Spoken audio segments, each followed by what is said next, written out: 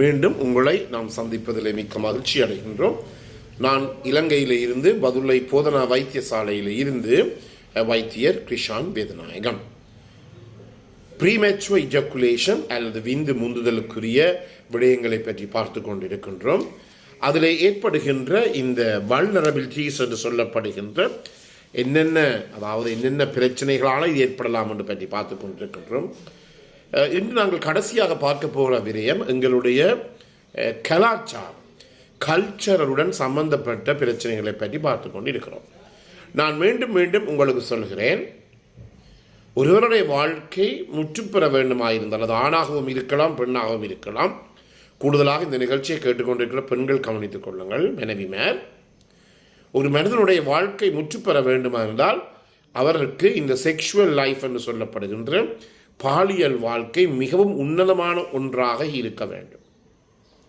அவ்வாறு இந்த பாலியல் வாழ்க்கை உன்னதமாக ஒன்றாக இல்லாவிட்டால் பலதரப்பட்ட பிரச்சனைகள் ஏற்படும். நான் கடைசியிலே இந்த கன்க்ளூஷன் என்று சொல்லப்படுகிற ஒரு சமரி, ஒரு சாரம்சத்தை நான் என்று சொல்லுவேன்.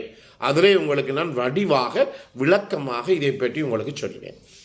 எனவே ஒரு கணவனும் ஒரு ஆணும் ஒரு பெண்ணும் எங்களை போன்ற நாடுகளிலே திருமணம் முடித்து வெட்டிங், அதாவது மேரேஜ் சர்டிஃபிகேட் என்று சொல்லப்படுகிற திருமண சான்றிதழை நாங்கள் பெறுவது என்ன, எங்களுக்கு சட்ட ரீதியாக ஒரு ஆணுடனும் ஒரு பெண்ணுடனும் பாலியல் ரீதியான தொடர்புகளை வைத்துக் கொள்வதற்கு. எனவே திருமணம் என்பது இறைவனாலே கடவுளாலே படைக்கப்பட்டது.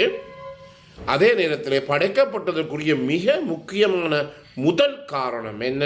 செக்ஸ், பாலியல் தொடர்பு, பாலியல் நடவடிக்கை. ஆனால் இதை விட்டு போட்டு இந்த கலாச்சாரம் என்ற ரீதியிலே இந்த பாலியலை நாங்கள் கடைசியிலே தள்ளி போட்டு மற்ற விடயங்கள் எல்லாவற்றையுமே நாங்கள் செய்து கொண்டிருக்கிறோம். இதனாலே உங்களுக்கு தெரியும் பாரதூரமான பாதிப்புகள் ஒவ்வொரு நாளும் எங்களுடைய வைத்தியசாலையிலே நாங்கள் சந்திக்கின்ற விடயங்களாக இவை இருக்கின்றது. எனவே ஒரு வயது போனவர் கூட ஒரு 12 வயசு 13 வயசு ஒரு இளம் பெண்ணை பாலியல் ரீதியாக துன்புறுத்துவதற்கு முக்கிய காரணம் என்ன? அந்த வயது போனவர்களுடைய செக்ஷுவல் லைஃப், பாலியல் வாழ்க்கை அவருடைய மனைவியுடன் ஒழுங்காக இடம்பெற்றிருக்க முடியாத தன்மை. தன்னுடைய மனைவியுடன் ஒழுங்காக பாலியல் ரீதியான தொடர்பினை வைத்துக் கொள்ளுகிற எந்த ஆணும் இப்படிப்பட்ட பிரச்சனைகளுக்கு அவர்கள் போக மாட்டார்கள். வேறு ஒரு பெண்ணையோ வேறொரு இளம் சிறுமையோ பாலியல் ரீதியாக துன்புறுத்த மாட்டார்கள். உங்களுக்கு தெரியும், சில நேரங்களில் நாங்கள் வைத்தியசாலை வேலை செய்து கொண்டிருக்கின்ற போது 3.5 வயது 4 வயது 6 வயது சிறுமிகளை கூட இப்படிப்பட்ட பெரிய வயது போன ஆண்கள் பாலியல் ரீதியாக துன்புறுத்துவதை நாங்கள் கண்டிருக்கின்றோம். இதற்கு முக்கிய காரணம் என்ன? அந்த ஆணினுடைய செக்ஷுவல் லைஃப் ஹெல்த்தி இல்லை. அதாவது அந்த ஆணினுடைய பாலியல் வாழ்க்கை ஆரோக்கியமானது இல்லை. மிக மிக முக்கியமாக இதை நாங்கள் கவனித்து கொள்ள வேண்டும். ஆனால் இப்போது இந்த நவீன உலகத்தில் எல்லாருமே முன்னேறிவிட்டோம். அண்மையிலே கூட ஒரு தாயும் ஒரு தகப்பனும் என்னுடன் வந்தார்கள். அவர்கள் பேசிக்கொண்டிருந்த போது சொன்ன விடயம் என்னவென்றால், அவருடைய மகனினுடைய ஆண்குறி சிறிதாக இருப்பதாகவும் மகனினுடைய வயது 25 என்றும் அந்த மகனுக்கு அவர்கள் திருமணம் முடித்து வைக்கப் போகிறார்கள். எனவே அந்த மகனாலே அவருடைய மனைவியை திருப்திப்படுத்த முடியுமா என்ற சந்தேகம் இந்த தாய் தகப்பன் இவருக்கும் இருந்தது. இது உண்மையான கதை. எனவே பாருங்கள், இந்த இடத்தை நான் உண்மையாக மிகுந்த மகிழ்ச்சி அடைந்தேன். என்னுடைய மக்கள் எல்லாம் நன்றாக பாலியல் விழிப்புணர்வை அடைந்து விட்டார்கள் என்று சொல்லி நான் உண்மையாக அதை பற்றி மிகுந்த மகிழ்ச்சி அடைந்தேன்.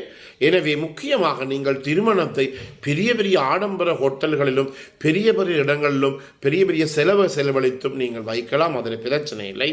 இருவரையுமே, ஆணையும் ஒரு மகனையோ மகளையோ, ஆணையும் பெண்ணையும் ஒரு வைத்தியரிடம் கொண்டு போய் முதலிலே அவர்கள் திருமணம் முடிப்பதற்கு முதல் அவர்கள் இருவரையுமே காட்டுகின்ற போது அவர்கள், அதாவது நோய் என்று நான் அந்த இடத்திலே சொல்ல வரவில்லை, காட்டி இருவருமே பாலியல் ரீதியான தொடர்புகளை, செக்ஷுவல் ரிலேஷன்ஷிப் அல்லது செக்ஷுவல் லைஃபை அவர்கள் மேற்கொள்வதற்கு இருவருமே ஃபிட்டாக பொருத்தமானவர்களா என்பதை முதலிலே பார்த்து கொள்ளுங்கள். எனவே இது மிகவும் முக்கியமானது. எனவே திருமணம் முடிக்க இருக்கின்ற உங்களுடைய மகனோ மகளோ இருவரையுமே உங்களுடைய குடும்ப வைத்தியரிடம் அழைத்து சென்று அவரிடம் இதை பற்றி பேசி அவருடைய செக்ஷுவல் லைஃப் ஒழுங்காக இருக்க முடியுமா என்பதை பற்றி பார்த்துக்கணும். இல்லாவிட்டால் திருமணம் முடித்து எவ்வளவு லட்சக்கணக்காக கோடிக்கணக்காக செலவழித்து திருமணம் முடித்து 2-3 மாதங்களிலே அது விவாகரத்து அல்லது டிவோர்ஸுக்கு அந்த திருமணம் போகக்கூடியதாக இருக்கும். எனவே நான் இதை நீடிக்க விரும்பவில்லை. எனவே கன்க்ளூஷனாக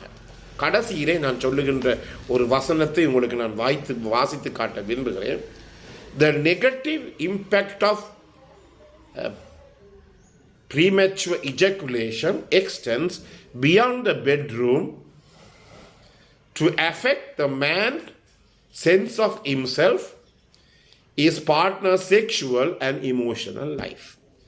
இதில் இது சாராம்சமாக சொல்லப்படுகிற விடயம், இந்த ப்ரீமெச்சுர் இஜாக்குலேஷன் என்ற பிரச்சனையானது ஒரு அறையுடன் அல்லது படுக்கை அறையுடன் அல்லது கட்டிலுடன் முடிவடைகின்ற விடயம் அல்ல. அந்த ஆணினுடைய முழு வளர்ச்சியையும் பாதிக்கின்ற ஒன்றாகவும், அதே நேரத்திலே அவருடைய துணை மனைவியாக இருக்கலாம் அல்லது பெண் துணையாக இருக்கலாம், அவருடைய பாலியல் வாழ்க்கையையும் உணர்ச்சி இமோஷனல் லைஃபையும் பாதிக்கின்ற ஒன்றாக இருக்கின்றது. அத்து மேலதிகமாக அவர்கள் இருவருக்கும் இடையிலே இருக்கின்ற அந்த ரிலேஷன்ஷிப், கணவன் மனைவி அல்லது காதலன் காதலி என்ற அந்த உறவையும் பாதிக்கக்கூடிய ஒன்றாக இருக்கின்றது. எனவே தான் முக்கியமாக இதில் நாங்கள் கவனித்துக் கொள்ள வேண்டியது, வைத்தியர்களாகிய நாங்கள் என்ன சொல்லுகிறோம், ஒவ்வொருவரையும் அவருடைய தனிப்பட்ட ரீதியிலே நாங்கள் அவரை அசஸ் பண்ணுகிறோம், அவரை பார்க்கின்றோம். பார்த்து அதன் பிற்பாடு மனைவியையோ துணையுடனோ நாங்கள் கட்டாயமாக அவருடைய இந்த வாழ்க்கையை பற்றி நாங்கள் பேச வேண்டும்.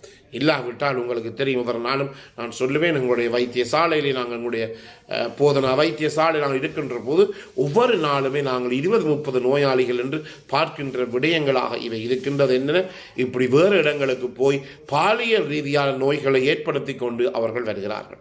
ஏன்னா இப்போது உங்களுக்கு தெரியும், இந்த ஃபாஸ்ட் வேர்ல்டு, அதாவது மிகவும் வேகமான ஒரு உலகமாக இருக்கின்றது.